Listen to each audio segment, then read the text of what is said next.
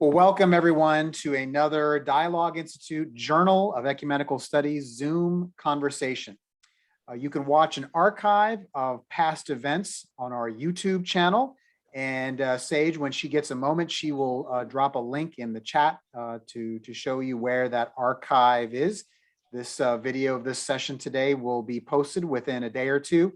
And we look forward to sharing this story with the world and inviting other more dialogue, even online, about this really important topic today.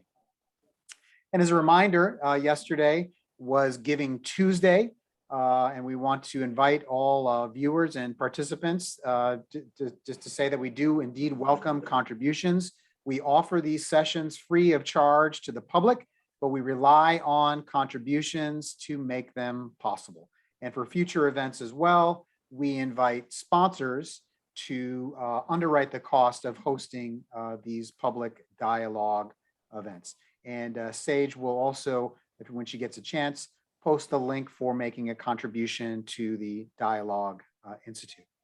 So the question framing the conversation today is this: what role does school curricula play in fostering or inhibiting understanding between religious and social groups? This discussion today features two recent authors of the Journal of Ecumenical Studies. David Kibble and Al-Qasemi co-authored the article, "A Christian and Muslim Plea for Education About the Other in Areas of Conflict," which will come out shortly in issue 56.4 of the Journal of Ecumenical Studies.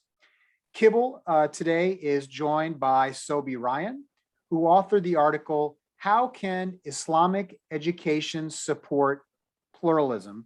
which appeared in the JES issue 56.3. And at this point, I would like to invite Rebecca Mays to make a few remarks about the journal. Rebecca is interim co-editor of the journal along with me, and she's also the managing editor of the journal, and she does the bulk of the work of pulling these articles together. And before I turn it over to Rebecca, I also want to acknowledge Nancy Crody, who also does a tremendous amount of work to support the journal and to volunteer her time in putting these articles together. So Rebecca, if I can turn to you for a moment to tell us a little bit more about the journal. Thank you, David. And I'm glad Nancy is here, having been the managing editor before me for 40 plus years. So if I say anything incorrect, Nancy, I'm happy to be told. The journal itself was founded by Leonard Swidler and his wife Arlene in 1964. So it has been at the forefront of interreligious dialogue and ecumenical dialogue since that time. Thus, we have an archive of issues that could be of interest. If you will let people know, that archive is available through Penn Press, who produces our journal. We also would welcome more submissions, especially from our board members, and again from you, Sobhi and David, and the new people also who are attending this session. We welcome manuscripts between 6,000 and 12,000 words that treat topics related to the Dialogue Institute mission, primarily that dialogue that happens across lines of religious difference. So you just have to submit it to, all of this information is on our website, and articles can be submitted through the digital platform Scholastica. Thanks so much, Rebecca. At this point, I'd like to turn it over to Heidi Isaac, who has been an intern and has worked with us for the past several months and put a lot of time and investment in pulling this event together. So Heidi Isaac, could you read a little bit about the bios of our participants today? Thanks, Dave. And thank you everyone for joining us today. Special thanks to our two JES authors. Today we have David Kibble, a theology graduate of Edinburgh University, who gained his teaching qualifications at the University of Hull. He is also a retired deputy head teacher from Huntington School in New York and is a licensed lay minister at St. George's Church in Leeds. He has initiated a number of interfaith projects in Leeds and has written on interfaith issues in both academic journals and in local and national media outlets. We also have Sobhi Rayan, who holds a bachelor's in political science and Hebrew literature, as well as a master's and a PhD in philosophy from Haifa University. He has taught at Al-Qasemi Academic College of Education in Baqa-El-Gharbia, Israel, since 2000, and currently as an associate professor of Islamic philosophy and dean of the Faculty of Graduate Studies. He has lectured at 24 international scholarly conferences around the world and organized 4 academic conferences at his school at Al-Qasemi. We will now have the authors present short presentations, starting first with David Kibble and then on to Sobhi Rayan's. Thank you very much. It's nice to speak to you all in the United States. I also see my friend Angela Wright has turned up. She's just down the road, so she's not very far away. Some years ago, I read about the Truth and Reconciliation Commission and about what Desmond Tutu did in South Africa. And I looked at Israel and Palestine and thought, is there a way that in which reconciliation can be effected there too? The first thing I'd like you to notice is that in South Africa, there are still problems. It wasn't solved overnight, and that solution is still going on. Now, a friend of mine was sent to Bethlehem in Palestine to set up a physio training school. And she worked with a guy called Professor Sami Adwan. And on my first trip to Israel a few years later, she said to me, oh, you must go and visit Sami. He's great and he's got some great ideas. So I visited Sami and he was a wonderful guy. And he said to me, what I'm trying to do is this. He said, I'm trying to get Israeli Jewish students, school students, learning more about Palestine and what it's like to be a Palestinian and a Muslim. He said, my Jewish friends in Israel, they don't know much about the Holocaust, the Nakba, for example. And he said, on the other side, we have Palestinian students here who don't know much about Jews at all. They don't know about the Holocaust. So he said, I've gathered together a group of Palestinian and Israeli academics to produce a textbook that could be used in schools on both sides of the divide so that students would learn about the other side. So in 2008, he produced a book, or they produced a book called Learning Each Other's Historical Narrative. And it was trialed in one Israeli school near Sderot in southern Israel, and in 2 Palestinian schools, I believe, in Jericho or near Jericho. However, after a little while, the Israeli government said, no, we can't have this being used in an Israeli school. It gives too much of a Palestinian point of view. We can't have it. The school argued we should be having this, we should be learning about this, but in the end, the Department of Education in Israel said, no, you can't use it, and that was that. The result, of course, was that the Palestinian schools said, okay, well, if the Jewish schools aren't going to use it in Israel, then our Palestinian schools can't use it either. So it was pulled from Palestinian schools. The book still exists, and it's used in other contexts. It's used in some universities, and it's used elsewhere. And more recently, it's used by an association, an NGO called Sipur Hikaya Association, set up in 2017, and they used it, and they use it. So the project's absence in schools, I think we can attribute to a lack of political will and leadership on both sides.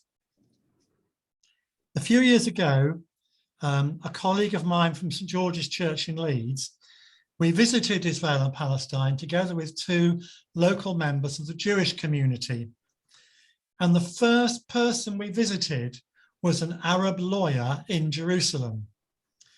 And I can still see us now. We entered his office, out came the coffee, we sat down, we did a bit of, hello, I'm this, I'm that, let me introduce myself.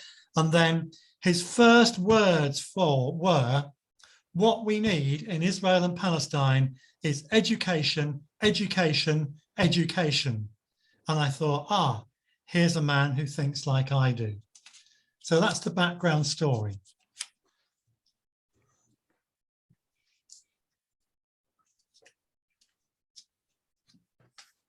Thank you, David. Sobhi?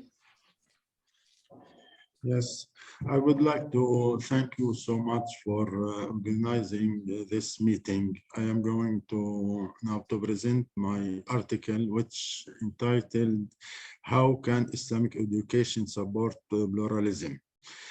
Islam introduces a model for human communication between cultures at the levels of individuals and group. This model is based on human values that guarantee the dignity of man and his human rights. The principle of pluralism in Islam means the acceptance of the other different person by establishing relations that are based on acquaintance, dialogue, sharing, and reciprocity.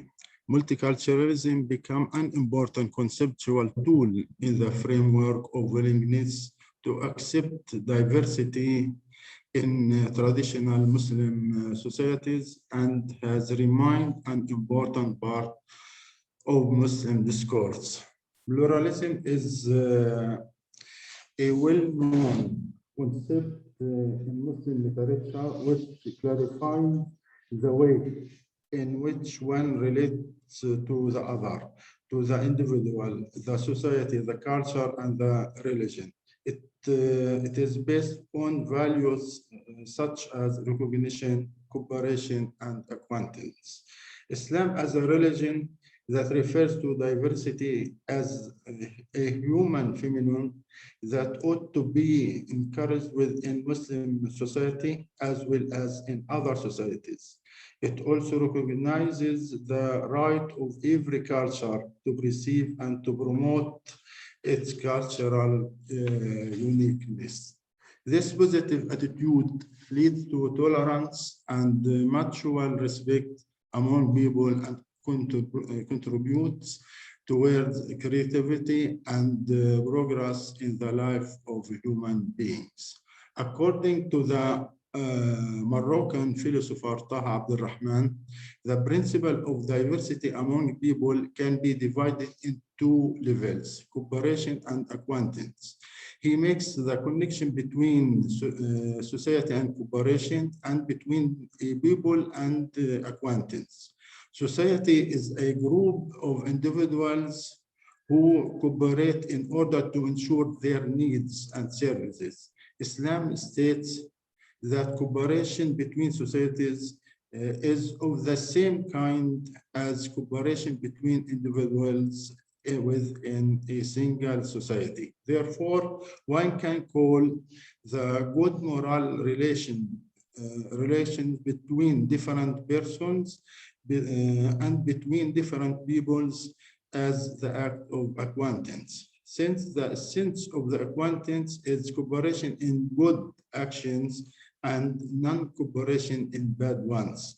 If a person's behavior towards the members of his own people usually requires certain moral principles, his behavior towards other people demands an even higher standard of morality.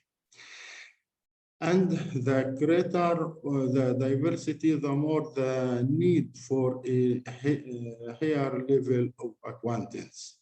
The multiplicity of people means increasing diversity, and the greater the diversity, the more one needs to increase the moral act of acquaintance.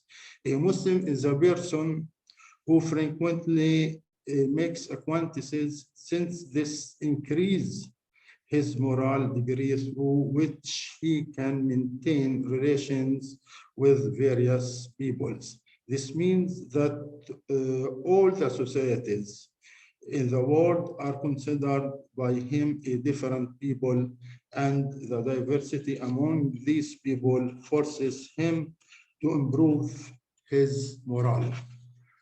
We note here that the meaning of difference and the values emanating from it were mentioned in the Quran and were achieved in the Islamic community on the cultural, social, and political levels. For example, in the Quran, the concept of pluralism in the Quran carries diverse indications. This term occurs in several aspects that deal with the idea of difference among living creatures and inanimate objects, as well as among human beings according to their religion, their affiliation to a certain community or people, and their attitude, language, and color. God says, and among his wonders, the creation of the heavens and the earth, and the diversity of your tones and colors. Here, God raises the status of differences in languages and color to that of the prodigy or miracle sign that is connected to a similar one, the creation of the heavens and the earth, thereby considering creation and difference as visible miracles of God. The Quran shows the moral and the value diminishing that results from difference between humans. O men, this is the verse, O men, behold, we have created you all out of male and female and have made you into nations and tribes so that you might come to know one another.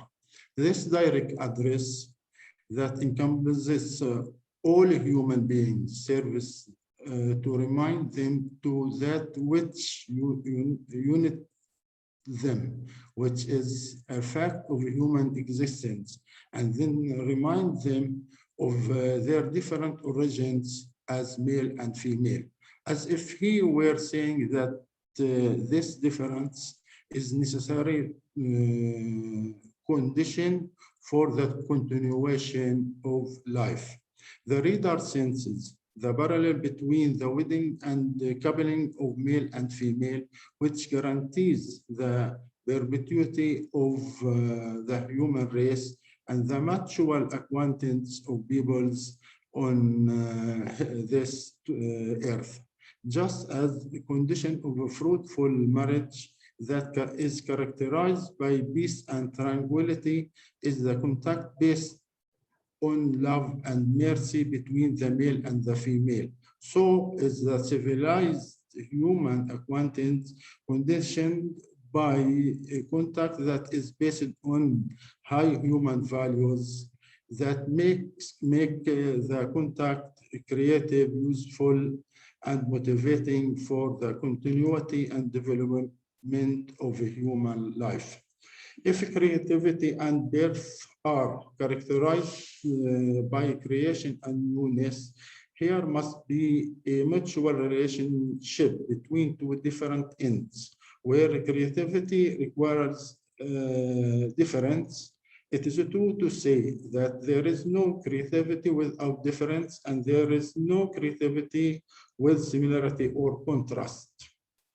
Even if the conditions of contact are secure, because birth or creation requires communality in some attributes, but it is not complete communality that reaches the degree of identification. In addition, no fruitful or useful creation can be produced from contrast because communality is absent.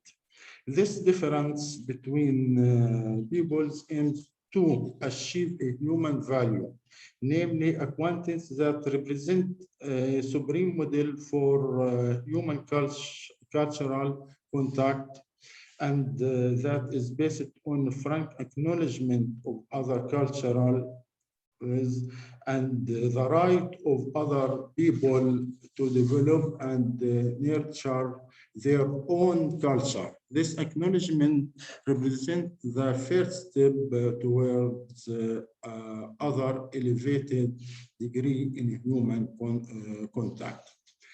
Islam acknowledges the differences in people, methods, and law, as God says, "Unto every one of you have we appointed a different law and way of life." The Quranic interest in guaranteeing people's freedom, as we read in his words, "There shall be no corruption in matters of faith." The verse is considered a general principle in Islam, giving human beings the option to choose their religious faith according to their free will. There is no coercion to conform to a specific belief if non-Muslims or spectacle Muslim do not accept our reasoning, we are not obligated to impose our version of truth on them, using force and terror in the name of religion itself. The role of Islamic education here is to develop the original values that are personified within every human being, so that they will be actually practiced in daily life. It also attempts to keep these supreme meanings as man's future goal, which he does his best to achieve. Thank you. Thank you both for these stimulating opening thoughts. And at this point, we're going to be turning into some questions that we proposed in advance. And what I'm going to do, just for the benefit of all of our participants, I'm going to paste the questions in the chat box. Sorry, they may be a little bit out of formatting here, but I'm at least going to provide the questions for you just to give you a sense of the direction that we're heading. But the first question I wanted to start with, I'd like to begin with David. David, if you could tell a little bit more about your article and what you observed in these two different settings that you compared, and then I'll have a little bit of a follow-up on the possibilities of pluralistic curricula. But David, please go ahead. Okay, thank you very much. I forgot to show you my picture. Okay. Can you see that or not? No, hold on. Share screen. There we are. That's my picture. Now on there, you see this guy here in the middle. This is at Bethlehem University. My friend from church here, two Jewish colleagues, and in the middle, that is Professor Semi Adwan. He's the guy who is proposing that Jewish and Palestinian children should learn about one another much more closely. And I shall be mentioning the trip I made to Israel and Palestine with my Jewish friends as I go through. What I then did was to look at how places in conflict, what it's like there about education concerning the other. And I'll recount briefly about two different societies. The first one is in Bosnia and Herzegovina, and the second one is Israel and Palestine. And I'll show you how education about the other leaves a lot to be desired. Now, if you go to Bosnia and Herzegovina, you'll find that the country is divided into three ethnic groups. Bosniaks, and they make up 48% of the population, and they're Muslim. Serbs are 37%, and they're Christian, they're Orthodox Christian, and Croats, who are Catholic, and they make up 14%. Now, an article in the New York Times pictured how the divisions in Bosnia-Herzegovina manifest themselves. And it took us to Mostar. And it said in Mostar, there are 2 fire stations. One is for the Muslim Bosniak area, and the other one is for the Catholic Croat area. There are 2 garbage companies, one for the Bosniaks, one for the Croats. There are 2 hospitals. There are 2 electricity companies. There are 2 bus stations and 2 football teams. The vast majority of young students, school children in Bosnia-Herzegovina attend school alongside students of their own ethnicity, Bosniak, Serb or Croat. There is a system for some children to go to something called 2 schools under one roof, which means that Bosniak and Croat students attend a school in one building, but they don't meet one another. These schools were set up at the end of the conflict, and the aim was that they would eventually evolve so that the 2 groups of students would meet one another. But in these 57 schools, 2 schools under one roof, they haven't met. In more rural areas, there is some ethnic mixing, but only the United World College in Mostar fosters real ethnic mixing. It's the only one in the whole country. Its website says, through national divisions in Bosnia and Herzegovina persist, we are still the only school in the country where Bosniak, Croat and Serb youth live and go to school together. Well, going together in separate schools or going in the same school but being educated separately, you won't be surprised to learn that the 3 different ethnic groups have different curricula. So Croats learn about Croatian history, Serbs about Serbian history, and Bosniaks about Bosnian history. They each learn different languages, and they each have different lessons in religious studies, and these are often very confessional in nature. When the president of Republika Srpska was asked when Serb students would be taught about the genocide of Muslims in Srebrenica, his comment was, "It's not true and it will not be studied here." School textbooks in all 3 divisions, Bosniak, Croat and Serb, they all make heroes of one ethnic group and demonize the other. One former deputy minister of education in Bosnia said, "If you don't have a common curriculum, if you don't agree about history, how can we have a modern political culture? How can we talk about a common future?" So you go to Bosnia-Herzegovina, you'll find 3 separate groups of students all being taught separate things about one another, and quite often the other is demonized. Turning to Israel and Palestine. In 2017, a report sponsored by the Simon Wiesenthal Center drew the conclusion that Palestinian textbooks foster a delegitimization and demonization of Israel, and that they encourage Palestinian students to a violent struggle. The report says that in Palestinian schools, the textbooks there, in them, the Jews have no rights to the land of Israel. It says how there's no recognition of Israel as a sovereign state, and how since 2016, most Palestinian Palestinian textbooks don't use the word Israel. Instead, they use the phrase Zionist occupation. In the school textbooks, there are maps, but they don't have the word Israel on it. Palestine covers both states. In the 2016 textbook, there is a call for the expulsion of Jews living in Israel.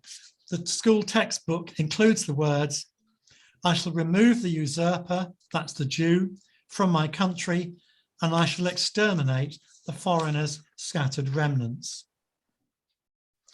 Now, there has been criticism of what Palestinian children have been taught. including by British MPs. As a result of that, there has been some measure of toning down. For example, a 2018 maths textbook included an exercise which included children counting the number of worshippers killed during a massacre at the mosque in Hebron. In the 2020 version, students make a calculation based on the numbers of worshippers, so the violence has been toned down. A report was published earlier this year, and it says that there are still significant issues despite improvements. It sees textbooks involved in promoting jihad, that reassures students that martyrs will go to paradise. And in one exercise, students are asked to explain how martyrs face death.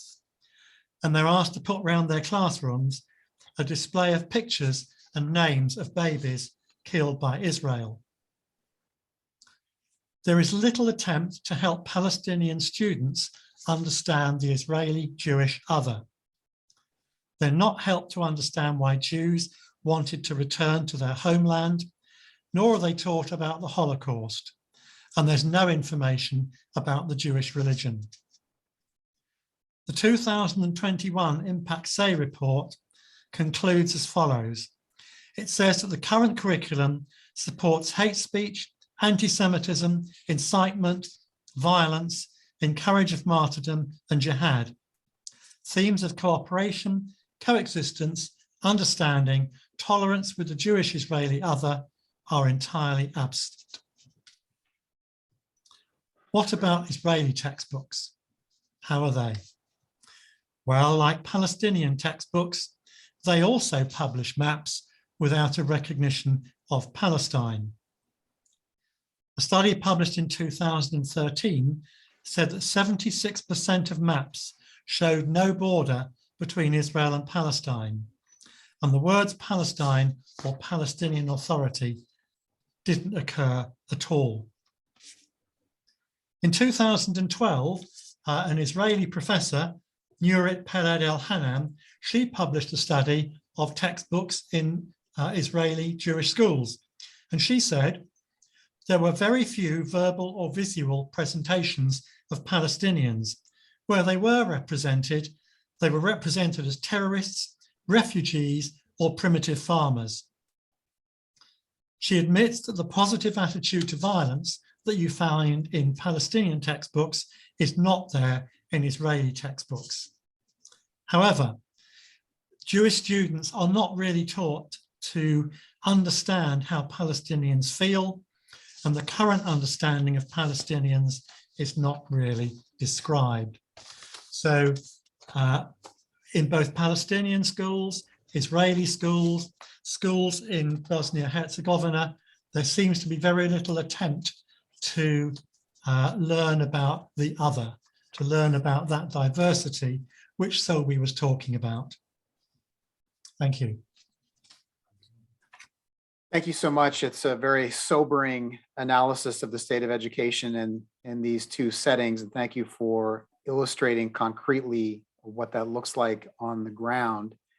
So part of the task of what we're looking at today is to, making a careful assessment of the things as they are, but also looking forward to possibilities for the future. So this is a question that I would like to address both David and Sobhi in particular, since you're both familiar with the Israel-Palestine situation. But do both of you think that it is possible to create and implement a new and more pluralistic curricula in locales like Bosnia-Herzegovina and Palestine-Israel? If you think it is possible, what steps would need to be taken? What challenges would there be? So if either one of you could just talk a little bit about the possibility of something better. Sobhi, would you like to go first? Yes, okay, no problem. I think that implementing new curricula in Palestine and Israel is difficult because this requires changing the existing curricula, which are based in two different narratives. Even the terms are contradictory. For example, Palestine versus Israel, the Palestinian Nakba, Israeli independence, the law of return that encourages the world Jews to come to Israel and prohibits the return of Palestinian refugees, Palestinian resistance, Palestinian terror, occupation settlements, Al-Aqsa Mosque, Temple Mount. Also, existing curricula include inciting materials that distort the image of the other. For example, Jewish researchers wrote about the image of the Arab in Hebrew literature. And it shows the distortion of the image of the Arab among the Jewish students and called for hatred and non-acceptance of the Arab as citizens with equal rights. Therefore, curriculum based on ideological, political discourse must be changed and replaced with curricula that focus on moral values such as recognition and dialogue, so that each side listens to the other. This change requires taking several steps. First, religious texts must be taught in a critical manner, in line with the modern day values, such as human rights, citizenship, equality, women's rights, democracy, and other. Second, new educational courses must be introduced where the Jewish student learns courses about Islam and Arab culture, as well as Arab student learns about a Jewish narrative, because knowing the culture of the other contributes to understanding the other and paves the way for meaningful dialogue. Third, teachers must be prepared through complementary school courses to acquire the tools of education on pluralism and dialogue. Fourth, enlisting the media for this task, to produce a sophisticated popular debate that gives the opportunity for each party to express its opinion freely. Five, it is known that the Ministry of Education is responsible for developing school curricula, and this requires political decision first. And then work begins on developing the new curricula based on values and pluralism. Undoubtedly, there are great challenges to this change based on nationalist fanaticism nourished by extreme right-wing political parties that reject pluralism and its values. Therefore, the policies behind the school curriculum must be changed, because it is these politics that set educational goals and values. This is my... Okay, thank you, Sobhi. You won't be surprised that I agree with, most of what Sobhi says. And some of what he says, I will repeat. I have four ways in which we need to change if we're going to get better education of the other. The first one, we need leadership from the top. We need good political leadership that wants education about the other to take place. When my Jewish friends and my colleague from St. George's visited Israel and Palestine, a number of people said to us on both sides of the divide, well, you know, we get the impression sometimes that our leaders are only there because they want to be the leaders. There's not much in the way of leadership for peace. So you need leadership. Secondly, as Sobhi said, you need teachers who are committed to that and who they themselves have learned what it means to do peace education. Writing about peace in Rwanda, one author says that many teachers involved in peace education will need to transform their heart, their mind, and their soul.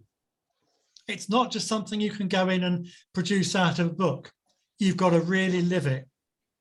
Another author suggests that educating teachers on peace education may demand the transformation of people and worldviews that they've carried with them for their entire lives.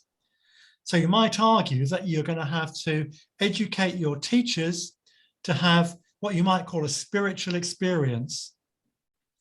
Thirdly, for some people, you may need to have a healing from trauma. Sometimes I have talked to some Palestinians about this idea of educating about the other, and two in particular didn't like what I said. Sobhi will know Syed Erekat, who was the Palestinian peace negotiator until he died a few years ago. I was at a conference with him and I said to him, do you think it would be a good idea for Israeli and Palestinian children to learn about the other? He kept refusing to answer my question, but I pressed. And on the fourth time, he said to me, no, I'm not having children in Palestine learn about the Israeli oppressor. Next question. And that was it. Similarly, I talked to a senior Palestinian policeman just a few weeks ago. And he said to me, why do you want us to do this? He said, I look out my window and I see settlements. I look out my window and I see soldiers.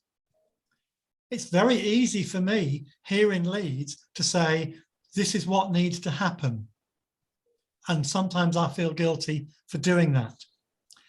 But Rabbi Michael Lerner, an American rabbi, he says, if we're to achieve peace in Israel-Palestine, both sides need to get over work through trauma.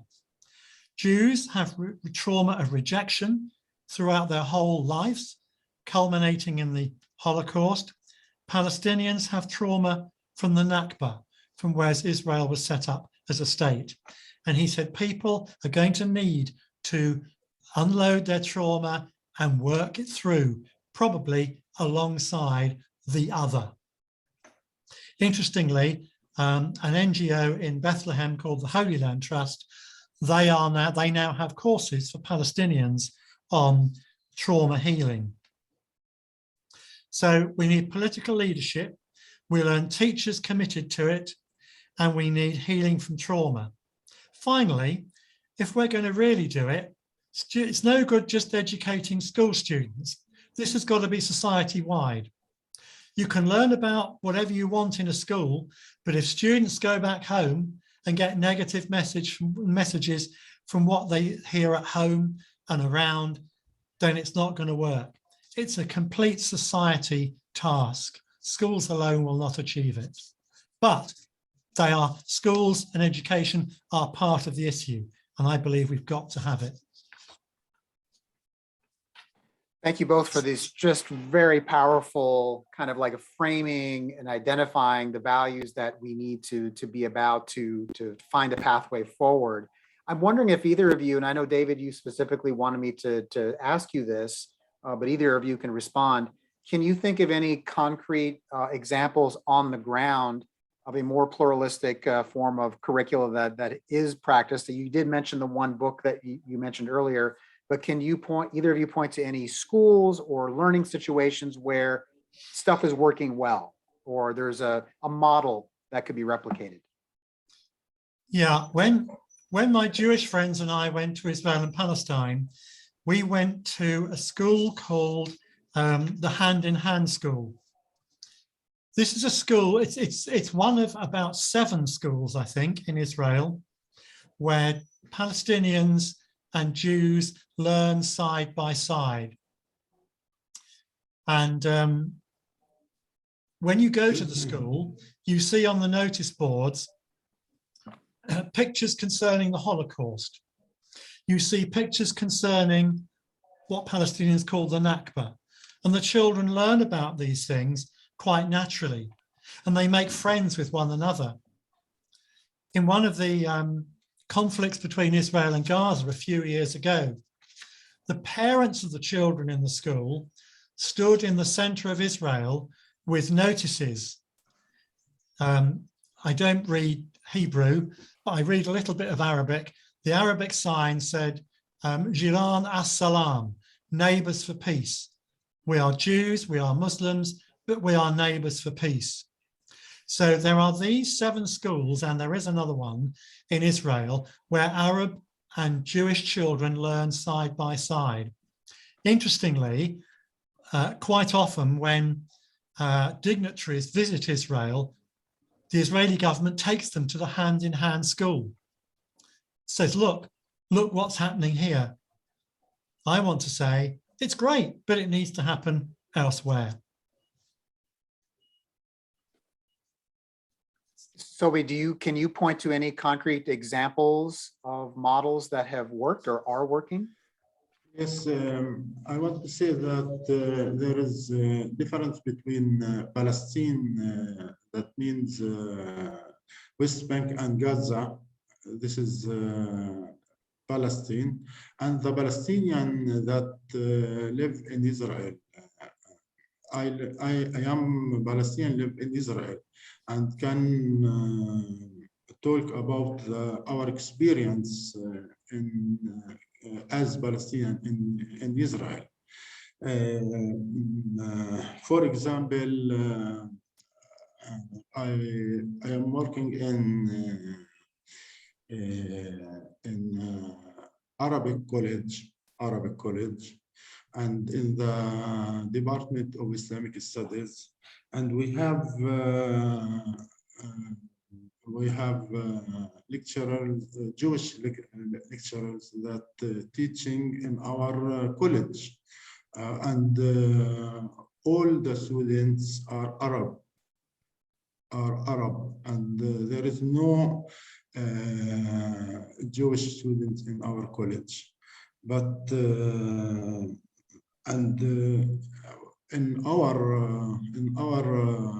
department, Islamic Studies, we teach courses about comparative religions and between Jews and Christian and Islam, and also we talk about another course about critical education. All that is very important in our college. But if we talk about politics,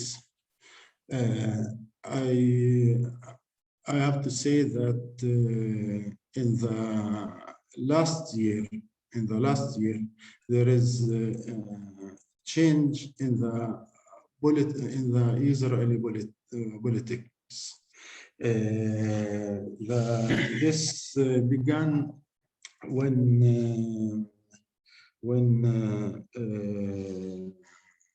Dr. Mansour Abbas, head of the United Arab Party,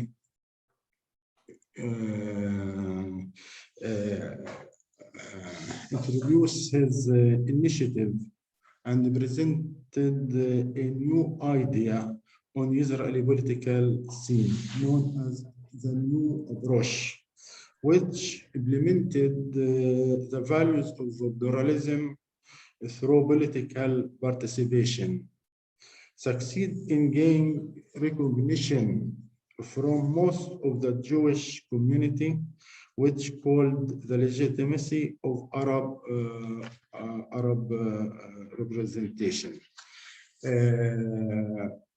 So the participation, the political participation and recognition and acceptance and gaining legitimacy were opened to the United Party to influence Israeli politics through participation in the government coalition. It is expected that this participation will bring great achievements to the Arab society in Israel that are unprecedented in the history of Israel.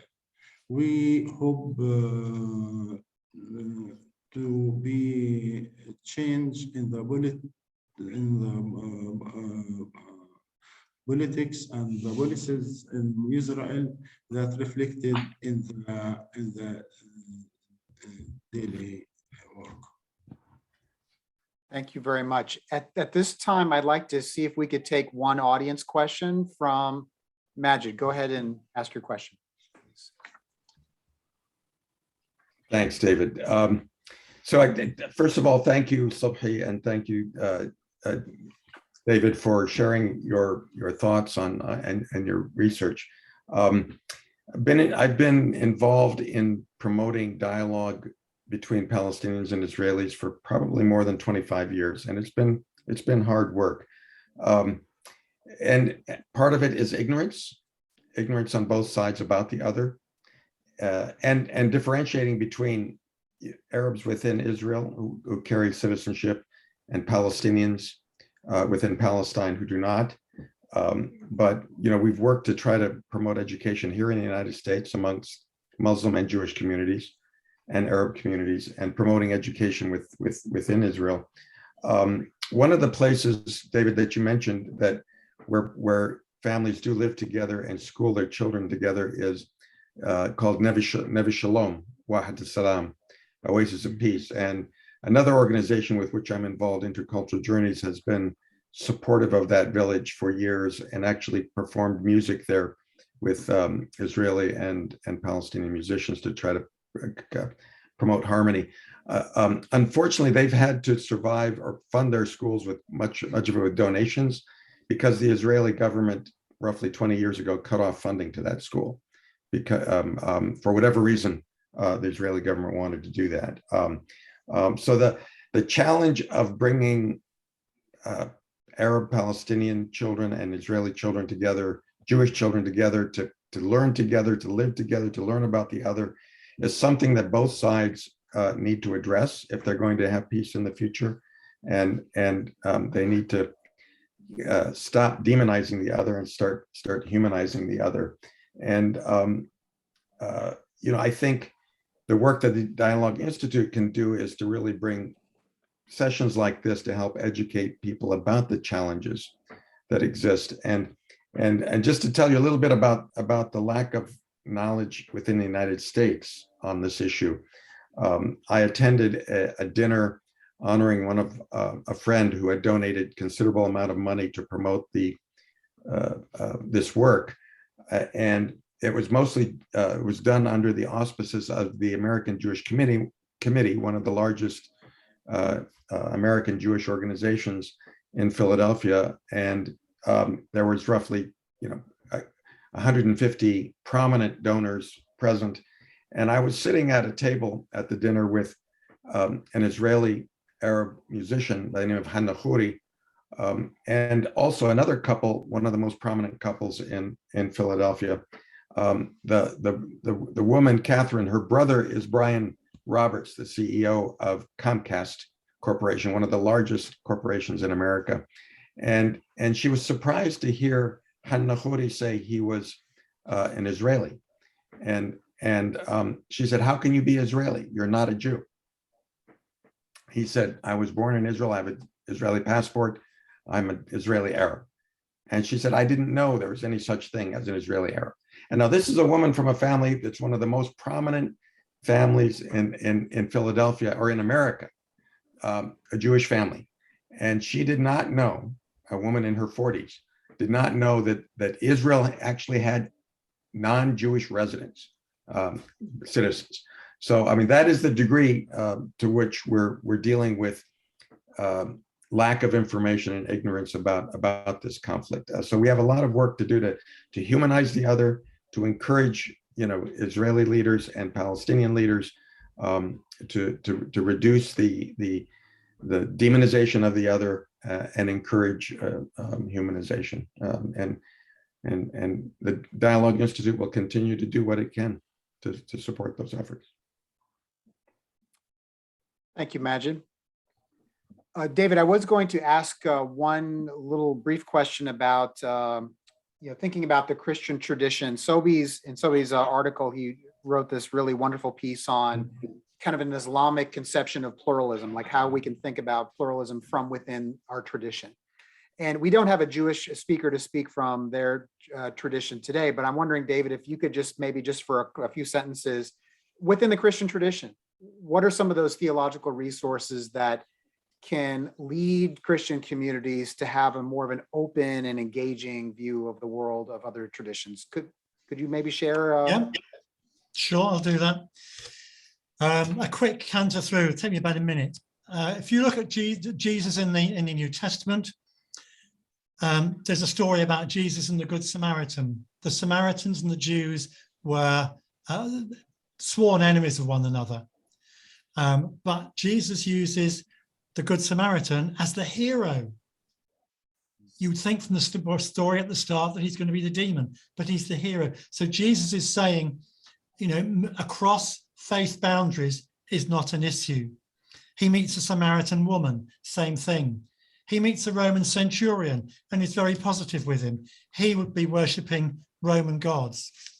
St. Paul has a conversation at the Areopagus in Athens with some Greeks, and he said, the altar that you have here to the unknown God, that's the God I worship.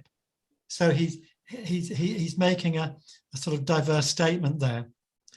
John Paul II, if you remember him, he said in Casablanca, he said, Christians and Muslims believe in the one God. And that's affirmed in two Roman Catholic documents, Lumen Gentium Nostra Aetate. The current Pope, the lovely Pope Francis, I'm not Roman Catholic, but I do love Pope Francis. Pope Francis and the Grand Imam of Al-Azhar, they together signed a document on human fraternity. And the document says you should work together on social projects, especially on justice. I've spent part of my weekend here in Leeds doing just that. I've been bringing Jewish and Christian students together from the university to eat in members of the church's homes. We're encouraging Jews, Christians and Muslims to meet one another. One of the students at the end said, it's been great because I'd never normally meet members of the Jewish community. So there are lots of resources for Christians and Jews to go down the diversity route. It doesn't mean we have to believe what the others believe. It doesn't mean we have to say we're all the same. It means we liaise with them and we accept the diversity that's there. Thank you so much. We need to be moving to our close, and I wanted to add just at the end, just a quick question about what gives you each hope. But I'm wondering, from the group that's gathered here together, is there one more question we could offer to our speakers today? Question or comment?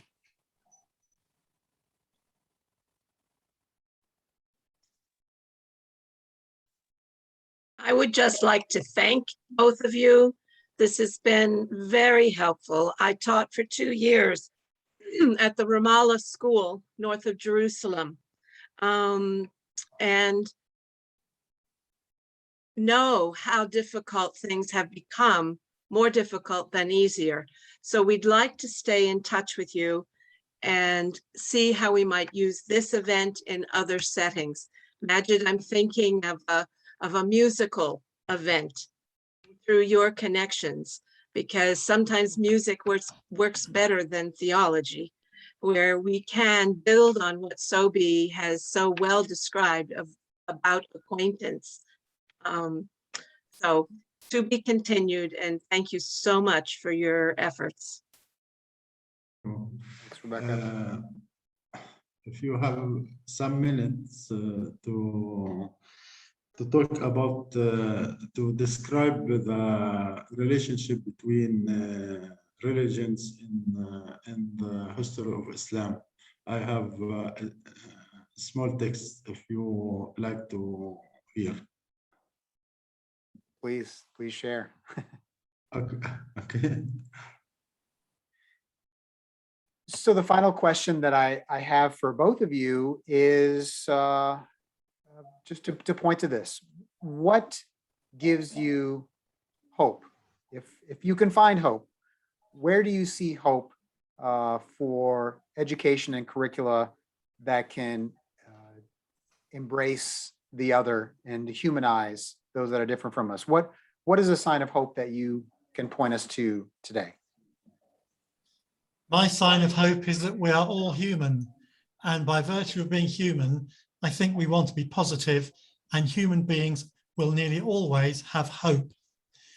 An example of hope for me is the Hand in Hand School and the Neve Shalom School.